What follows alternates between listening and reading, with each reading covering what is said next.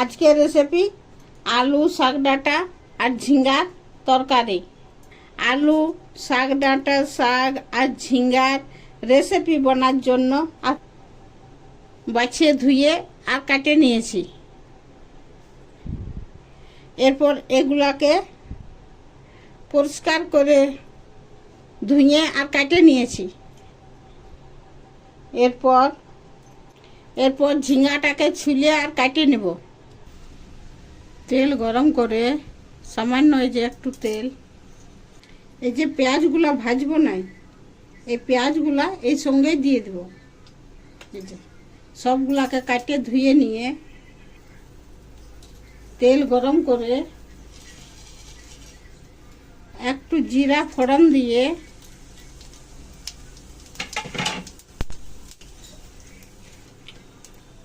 কাটে ধুয়ে রাখা শাক ডাঁটা আলু ঝিঙ্গা সবগুলো দিয়ে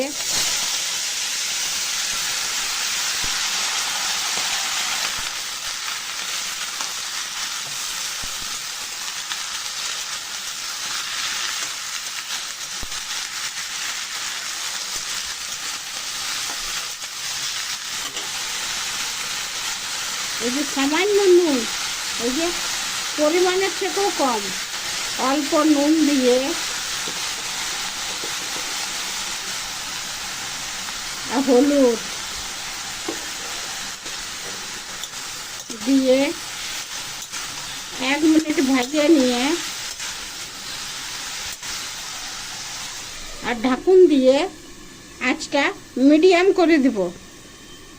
একদম মিডিয়াম আছে, ঢাকুন খুলে খুলে ভাজিয়ে নেব। এই যে ঢাকুন খুলে খুলে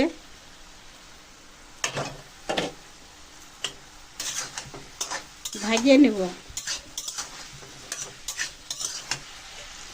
এরপর আবার ঢাকুন দিয়ে দিচ্ছি। এরপর ঢাকুনটা খুলে নিয়ে চালাই নিয়ে আর এই যে একটু সামান্য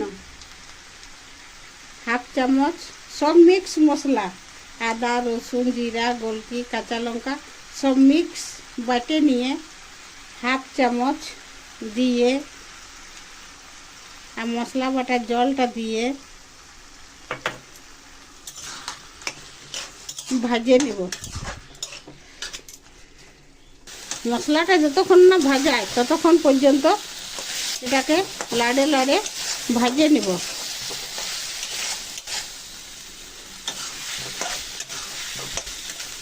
এই যে 5 মিনিট ভাজে নিয়ে আর জল দিয়ে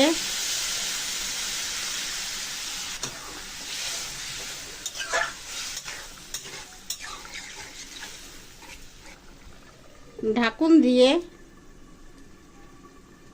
মিডিয়াম আছে 5 মিনিট সিদ্ধ করে নেব। 5 মিনিট পর ঢাকুনটা খুলে নিয়ে চালাবো। আলু ঝিঙ্গা ডাঁটা আর ডাঁটা শাকের তরকারি বনে রেডি। এরপর আঁচটা বন্ধ করে দিয়ে নামাই আর বাটে নিব। এটা ভাত রুটি পরোটা সকলের সঙ্গে খেতে পারেন, খেতে খুব ভালো হয়েছে। খেয়ে দেখছি,